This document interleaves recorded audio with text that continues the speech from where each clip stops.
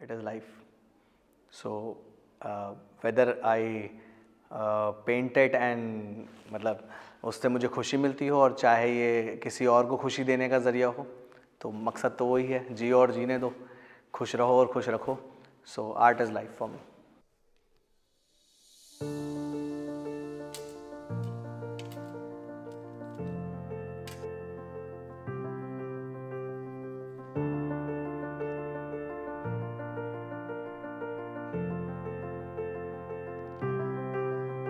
I am Hutansh Verma, as known as the Patriot Painter. I am a PGT painting in Manav Rachna International School, Noida.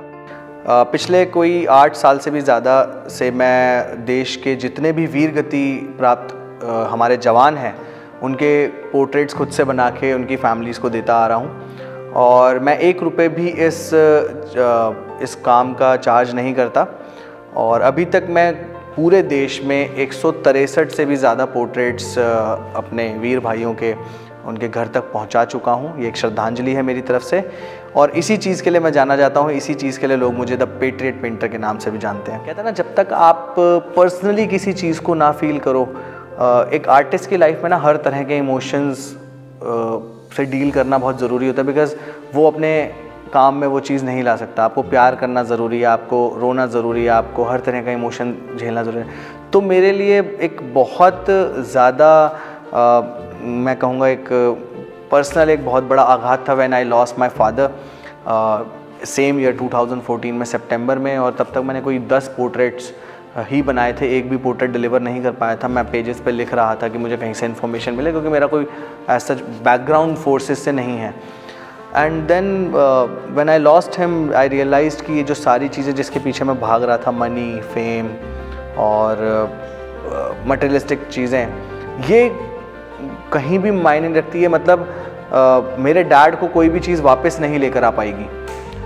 तो उसके बाद then I realise कि अब जो ये portraits वाला मेरा जो काम है और जो पोर्ट्रेट्स मैं अपने वीर भाइयों के बना रहा हूँ, अब ये मैं पर्सनली उनके घर तक दे के आऊँगा और उनके परिवार को ये थैंक यू बोलूँगा. ये शायद अपना दुख बांटूँगा उनके साथ. मैंने पहला पोर्ट्रेट कैप्टन विजयन थापर का नोएडा में पहुँचाया. उसके बाद मैं अभी तक अक्रॉस द कंट्री नागालैंड से गुजरात और कश्मीर से कन्याकुमारी तक जाके पोर्ट्रेट दे के आ चुका हूँ. पोर्ट्रेट बनाने से लेके उसको डिलीवर करने का प्रोसेस एक्चुअली में बहुत हार्ड होता है. बिकॉज़ आपको उसकी पर्सनालिटी के साथ पूरी जजमेंट करनी है.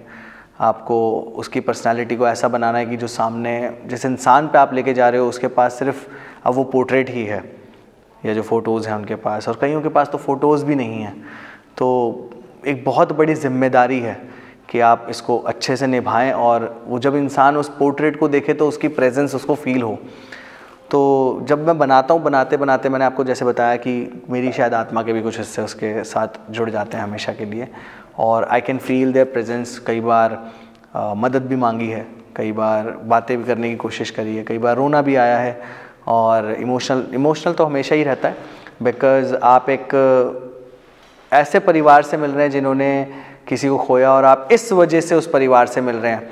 तो कहीं ना कहीं ये एक बहुत ही ज़्यादा इमोशनल सिचुएशन हो जाती है. और इंसिडेंट्स की बात बताऊं तो हर जगह से बहुत प्यार मिला है. मेरा एक परिवार लद्दाख में है, मेरा एक परिवार नागालैंड में है, एक परिवार मध्य प्रदेश में है, एक परिवार कर्नाटका में है. सो भले ही वहाँ पे लैंग्वेज बैरियर हो, लेकिन स्टिल हम कितना कम्युनिकेट कर पाते. कभी लगता ही नहीं कि मैं इन लोगों से पहली बार मिल रहा हूँ. अभी रिसेंटली मैं पूरा लद्दाख रीजन करके आया. मैं जो है एक फैमिली के साथ रहा वहाँ पे, और उन्होंने इस तरीके से प्यार दिया, मुझे लगा था कि मतलब शायद मैं इनको सदियों से जानता हूँ. ऐसे ही नागालैंड में गया हूँ, वहाँ पे लैंग्वेज बैरियर है, स्टिल उस फैमिली ने इतना प्यार दिया, ऐसा लग रहा था कि ये फैमिली तो मेरी अपनी ही है.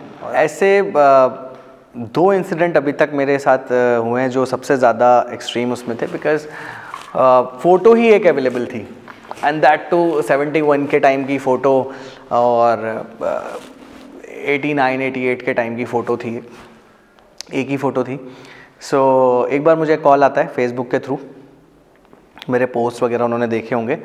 सो he is retired colonel Shri Rajendra ji call करते हैं और कहते हैं बेटा आप ऐसे ऐसे काम करते हो और मैंने आपका पोस्ट वगैरह देखा है.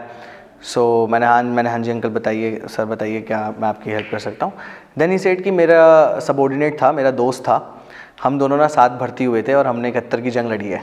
मैंने कहा सबसे पहले मैंने उनको थैंक्स बोला आपकी सर्विसेज के लिए। So basically he belongs to a tank regiment, Sindh horses करके। तो सेकंड लेफ्टिनेंट KJ सिंह, और उनका पोर्ट्रेट बनाना था। अब उन्होंने एक फ़ोटो भेजी, मैंने फ़ोटो देखा, मैंने उनको वो फ़ोन करा, मैंने कहा सर ये तो बहुत, मतलब ये तो फ़ोटो में कुछ बचा ही नहीं है, I can see only eyes and पग जो दिख रही है और दाढ़ी, बाकी फीचर्स आर ऑल गॉन। कहते बेटा ये वो भर्ती के टाइम की फ़ोटो है, ये एक ही फ़ोटो है, माँ अब है नहीं, ब्रदर जो हैं वो शायद कहीं बाहर रहते हैं, एंड आई वांट कि तो ये पोर्ट्रेट ना मेरे रेजिमेंट में प्रेजेंट करे। जब मैंने कहा ठीक है, एक दोस्त ने रिक्वेस्ट किया और फिर उन्होंने बताया कि लास्ट टाइम उसकी बॉडी लेकर भी मैं ही आया था, and I can not tell you कि उसकी बॉडी की जो हालत थी और उसकी मदर ने उसको देख के कैसे रोई। ये एक और चीज़ मतलब मैंने अपने थ्रू आउट पोर्ट्रेट्स में देखी कि मैं हमेशा ना स्माइलिंग फेसेस बनाता हूँ। कोशिश ये रहती है कि स्माइलिंग कोई कैजुअल उनका फेस मिल जाए, then I put the uniform अगर वो नहीं भी है, बिकॉज स्माइल एक ऐसी चीज़ है ना जो मतलब इंसान, अगर आप इंसान को हंसते हुए देखते हो तो आपको अपने आप हंसी आएगी। तो आई वांटेड कि जो ये फैमिली है ये अपने उस प्रियजन को वैसे देखें जैसे वो एक्चुअल में था, उसकी वो वाली छवि सामने होनी चाहिए। जब भी वो पोर्ट्रेट देखें उनको हमेशा लगे कि हाँ he is there and he is smiling. और तो मैंने कोशिश ये करी कि सब में मैं स्माइलिंग फेसेस रखूं जितना मेरे से हो सकता है। नहीं भी अगर कोई स्माइलिंग फेस मिलता तो I put a little bit of smile on that अपने आप से। एंड देन मैंने उनसे बोला ठीक है अंकल, आई प्रॉमिस्ड हिम कि आई डू दैट, बट आपको मेरी हेल्प करनी पड़ेगी because I never met him. मैं इतना सौभाग्यशाली नहीं था कि मैं उनसे कभी मिल पाता, बट अब आप ही एक ज़रिया हो जो अब आपकी मेमोरी में जितना उनके बारे में था, देन मैं स्केच बना रहा हूँ, उनको हर बार प्रोग्रेस भेज रहा हूँ, सारी चीज़ें कर रहा हूँ, करते करते he got emotional sometime, he was sharing the stories of the battlefield and all, and then he quote one line from his regiment that man dies but regiment live forever, कि जब तक regiment रहेगी, जो कि हमेशा रहेगी, ज़िंदगी भर रहेगी, जब तक आर्मी है तब तक वो रेजिमेंट रहेगी, तो तब तक ये KJ सिंह उनके साथ जुड़े हुए रहेंगे। मतलब आर्मी इज़ दी मतलब फोर्सेस आर दी ऑर्गेनाइजेशन जो अपने जो ये वीर गति प्राप्त सोल्जर्स हों या सोल्जर्स हों, रिटायर हों चाहे सर्विंग हो, वो कभी नहीं भूलते, वो उसका पार्ट ज़िंदगी भर के लिए बन जाते हैं। कोई भी नया भले ऑफिसर आएगा वो सबसे पहले सैल्यूट उसी को मारेगा। तो मैंने एक चीज़ और देखी, जो बॉन्डिंग की बात थी, वो सारी चीज़ें भी मेरे को बड़ा अच्छा लगा। फिर करते करते वो पोर्ट्रेट बनना शुरू हुआ, पोर्ट्रेट ने 90-80% अपना काम हो चुका था। देन जिस दिन मैंने फिनिश किया, then I sent him the photograph कि uncle this is the thing. तो then he called me and he started crying कि he looks exactly what he used to look. तो वो एक मेरे लिए भी बड़ा, मतलब अभी भी मेरा गला भर रहा है उस बात को याद करके। कहते हैं ना एक आर्टिस्ट को एक रिकग्निशन चाहिए होता है और उसको काम को कहीं प्रशंसा मिले, बट ये उससे भी ऊपर है, बिकॉज आप किसी को स्माइल करा रहे हो, आप उसको एक ऐसा गिफ्ट दे रहे हो जो आपकी सोच से भी परे है। कई बार ऐसा होता है, सो वो एक बड़ा सोल सेटिस्फाई करता है। ये मैं अपने बच्चों को भी पढ़ाता हूँ। हमारे हिस्ट्री ऑफ इंडियन आर्ट में चैप्टर्स भी हैं कि उस समय भी आर्टिस्टों ने, चाहे वो अविंद्रनाथ टैगोर हों, रविंद्रनाथ टैगोर हों, नंदलाल बोस हों, इन सब आर्टिस्टों ने भी स्वतंत्रता की लड़ाई में योगदान दिया। इनकी पेंटिंग्स, इनके इमोशंस, इनके पोस्टर्स जगह जगह पे वायरल हुए। और उस समय तो मतलब आप सोचो ना, उस समय में जब इन्होंने ये सब चीज़ें बनाई, लोगों ने अप्रिशिएट किया, एक रेवोल्यूशन आया। सोसाइटी में योगदान तो आर्टिस्टों का भी शुरू से रहा है।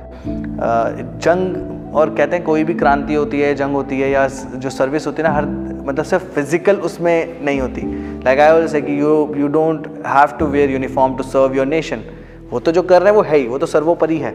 वो जो फौजी देश का कर रहा है वो हम नहीं कर सकते, बट हमें अपनी कंट्री को सर्व करने के लिए सिर्फ यूनिफॉर्म की ही आवश्यकता नहीं है। इसके अलावा भी बहुत सारे रास्ते हैं, हम उनको रिस्पेक्ट दे सकते हैं। हम जो कर रहे हैं, लाइक आज मैं एक टीचर हूँ, मैं एक आर्टिस्ट हूँ, मैं अगर अपना काम ईमानदारी से कर रहा हूँ, बीइंग ए टीचर मेरी रिस्पॉन्सिबिलिटी आती है कि मैं अपनी नेक्स्ट जनरेशन को अपना टैलेंट पास करूँ। और ईमानदारी से करूँ और उनको एक अच्छा इंसान बनाने की कोशिश करूँ।